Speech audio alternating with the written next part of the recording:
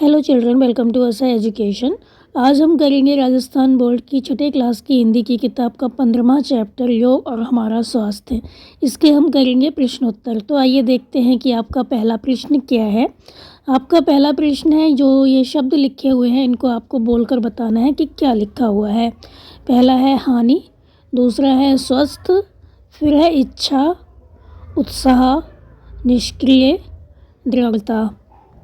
फिर आपका अगला प्रश्न है सोचें और बताएं। इसमें पहला है खेल या व्यायाम के लिए कौन सा समय उत्तम है। खेलने के लिए और एक्सरसाइज करने के लिए कौन सा टाइम सही रहता है। आंसर होगा खेल या व्यायाम के लिए प्रातःकाल का समय उत्तम है, क्योंकि इस समय की वायु का स्पर्श जो होता है स्वास्थ्य के लिए हितकर होता है। इसमें इस टाइम पे क्या होता है, शुद्ध हवा बहती है, तो इस समय हमें खेलना चाहिए या व्यायाम करना चाहिए। फिर है उत्तम स्वास्थ्य को जीवन का सबसे बड़ा धन क्यों माना गया है। तो उत्तम स्वास्थ्य को जीवन का सबसे बड़ा धन इसलिए माना गया है क्योंकि इसके अभाव में मनुष्य किसी कार्य को रुचिपूर्वक नहीं कर सकता। अगर हमारा स्वास्थ्य ठीक नहीं होता है तो हमारा किसी भी काम में मन नहीं लगता। कार्य के प्रति रुचि और लगाव के अभाव में वह अपने जीवन का लक्ष्य भी पूरा नहीं कर सकता। अगर हमारी किसी काम में रुचि नहीं होगी, अगर हम किसी काम को ठीक प्रकार से नहीं करेंगे तो हमारे जीवन का जो लक्ष्य है, जो हमारा उद्देश्य है जीवन का, जो हमने गोल बना रखा है कि हम ये करेंगे आगे जाकर, वो भी पूरा नहीं होता है। तो इसीलिए उत्तम स्वास्थ्य को जीवन का सबसे बड़ा धन माना गया है। आपका अगला प्रश्न अति लघु उत्तरात्मक प्रश्न है ये। इसमें पहला है पद्मासन का क्या अर्थ है। तो पद्मासन का अर्थ है कमल जैसा आसन। पद्म माने कमल, आसन, पद्मासन माने हो गया कमल जैसा आसन। इस आसन को करते समय व्यक्ति की जो बैठक होती है, मतलब जिस तरह से व्यक्ति बैठता है वो कमल के समान हो जाती है, इसलिए इसे कहते हैं पद्मासन। फिर है शरीर के किस अंग को स्वचालित पंप कहा गया है। तो शरीर के हृदय को स्वचालित पंप कहा गया है। फिर है विद्यालय में करवाए जाने वाले व्यायाम कौन कौन से हैं। तो विद्यालय में करवाए जाने वाले व्यायाम जैसे कि खेलकूद में जैसे कबड्डी है, खो खो है और फुटबॉल है, इस तरह के जो खेल हैं वो करवाए जाते हैं। इसके अलावा भागना है, दौड़ना है और भी बहुत से खेल हैं वो करवाए जाते हैं। आसन करवाया जाता है, प्राणायाम करवाए जाते हैं। इस तरह से विद्यालय में बहुत से व्यायाम करवाए जाते हैं। फिर है वज्रासन करने से क्या लाभ है। तो वज्र का अर्थ होता है कठोर या सख्त, इसीलिए वज्रासन करने से जो शरीर है वो क्या होता है, वज्र के समान कठोर बन जाता है, बहुत मजबूत बन जाता है। तो वज्र का अर्थ है कठोर या सख्त, अतः वज्रासन करने से शरीर जो होता है हमारा वज्र के समान बनता है।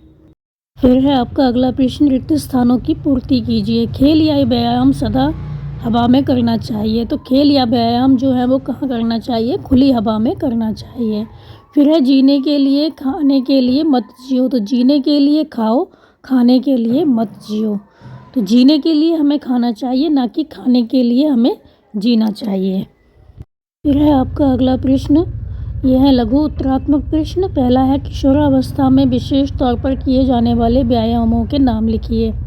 आंसर होगा किशोरावस्था के बच्चों के लिए खेलकूद, जिम्नास्टिक, आसन, दौड़ना, तैरना आदि अच्छे और लाभकारी व्यायाम हैं। इसके अलावा किशोरावस्था के लिए कौन से व्यायाम अच्छे रहते हैं, जैसे कि फुटबॉल खेलना, हॉकी, कबड्डी, बास्केटबॉल, खो खो, ये खेल भी बहुत लाभदायक हैं। इसीलिए किशोर व बालकों को उत्साह से इनमें भाग लेना चाहिए, ये सारे खेल खेलने चाहिए।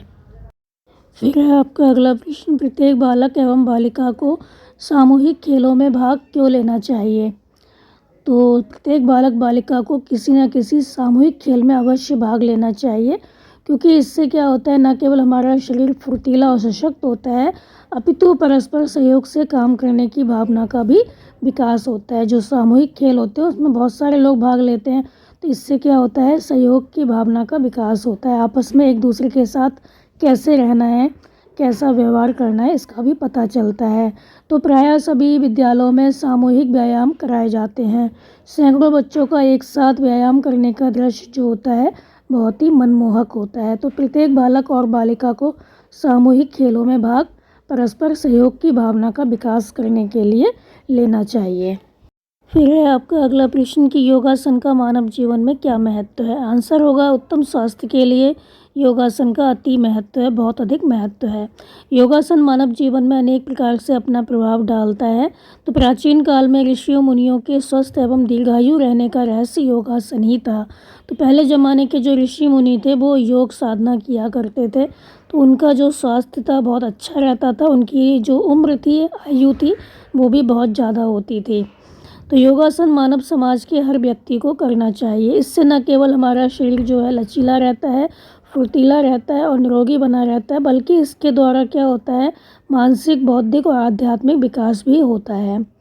योगासनों द्वारा शरीर और मन की प्रवृत्तियों पर भी नियंत्रण रखा जा सकता है। योगासनों द्वारा व्यक्ति के आंतरिक अंगों जैसे हृदय हैं, फेफड़े हैं, मस्तिष्क, पेट, गुर्दे, रक्त वाहिनियाँ तथा अंतःस्रावी ग्रंथियों को भी काफ़ी लाभ पहुंचता है। तो योग का अर्थ है जोड़ना और आसन का अर्थ होता है स्थिर एवं सुखपूर्वक शरीर की स्थिति। इसलिए तन और मन की स्वस्थ, स्थिर एवं सुखपूर्ण स्थिति का नाम ही क्या है, योगासन है। तो योग करने से हमारा तन और मन दोनों ही स्वस्थ रहते हैं। फिर है आपका अगला प्रश्न, खेलों तथा व्यायाम के दौरान हमें किन किन बातों का ध्यान रखना चाहिए। तो खेलते समय और व्यायाम करते समय हमें कौन सी चीज़ों का ध्यान रखना चाहिए। आंसर होगा खेलों तथा व्यायाम के दौरान हमें कई बातों का ध्यान रखना चाहिए। खेल या व्यायाम है हमें सदा खुली हवा में करने चाहिए। खेल या व्यायाम करते समय रक्त प्रवाह की गति प्रायः तीव्र हो जाती है, इसलिए जहाँ भी खेल या व्यायाम करें वहाँ पर्याप्त मात्रा में क्या होना चाहिए, ऑक्सीजन होनी चाहिए। खेल तथा व्यायाम प्रातःकाल के समय सबसे अच्छा माना जाता है, क्योंकि इस समय की जो वायु होती है उसका जो स्पर्श होता है वो स्वास्थ्य के लिए हितकर होता है, लाभकारी होता है। खेल तथा व्यायाम के समय पेट खाली होना चाहिए, क्योंकि भरे हुए पेट में खेल तथा व्यायाम करने से तबीयत खराब होने का डर रहता है। आपका अगला प्रश्न, शारीरिक शब्द में एक प्रत्यय का प्रयोग हुआ है, इसमें मूल शब्द शरीर है। आप भी पाठ में से एक प्रत्यय वाले शब्द छांटिए। तो शरीर में हमने एक लगा दिया तो बन गया शारीरिक। तो एक जो प्रत्यय लगा है वो लगा है रा पर छोटी की मात्रा, फिर का लिखा हुआ है, ये लगा है एक प्रत्यय। तो प्रत्यय जो है वो बाद में लगते हैं और उपसर्ग जो है वो पहले लगाए जाते हैं शब्द के। तो ये हो गया जो आपके पाठ में आए हैं शब्द, वो हैं पौष्टिक, सामूहिक, दैनिक, ऐच्छिक, मानसिक, बौद्धिक, आध्यात्मिक और आंतरिक। फिर है निम्न शब्दों को पढ़िए, अनुनासिक और अनुसार अपनी अभ्यास पुस्तिका में लिखिए। तो यहाँ कुछ शब्द दिए गए हैं, तो आपको देखना है किसमें अनुनासिक है, किसमें अनुसार है, किसमें चंदा बिंदी लगनी है और किसमें खाली बिंदी लगनी है। तो ये है चांदी, इसमें क्या लिखेंगे हम, चांदी, तो चंदा बिंदी लगाएंगे। फिर है सुदर, तो हम इसमें बिंदी लगाएंगे, हो गया सुंदर। फिर है अश, बिंदी लगाएंगे, हो जाएगा अंश। फिर है चाँद, ये हो जाएगा चांद। फिर है चंद्र, तो ये हो जाएगा चंद्र। फिर है हंसना, चंदा बिंदी, हंस, ये हो जाएगा हंसना। दांत, ये हो जाएगा दांत, चंदा बिंदी। वश, ये हो जाएगा वंश। अनुनासिक होते हैं उसमें चंदा बिंदी लगती है, जो अनुसार होते हैं उसमें खाली बिंदी लगती है। फिर है आपका अगला प्रश्न, पाठ में आए खेलों की सूची बनाइए। तो पाठ में जो भी खेल आए हैं उनको आपको लिखना है कौन कौन से खेल आए हैं। ये है hockey, cricket, football, kabaddi, basketball, kho kho, lawn tennis और टेबल टेनिस। फिर है आपका अगला प्रश्न, आपके द्वारा बनाए गए खेलों की सूची में से किसी एक खेल के बारे में विस्तार से जानकारी प्राप्त कीजिए। तो आपको जो भी खेल पसंद है, जिसके बारे में पता है, वो आप यहाँ पर लिख सकते हैं। तो हम देखते हैं यहाँ पर क्रिकेट के बारे में। तो क्रिकेट में क्या होता है, 11 खिलाड़ी होते हैं एक टीम में, और यह खेल जो होता है बल्ले और बॉल से खेला जाता है। ये एक अंतर्राष्ट्रीय खेल है और यह खेल प्रत्येक देश में खेला जाता है अधिकतर। तो इसमें 50-50 ओवर के मैच होते हैं, जिनमें 6 बॉल, एक ओवर में 6 बॉल होती हैं।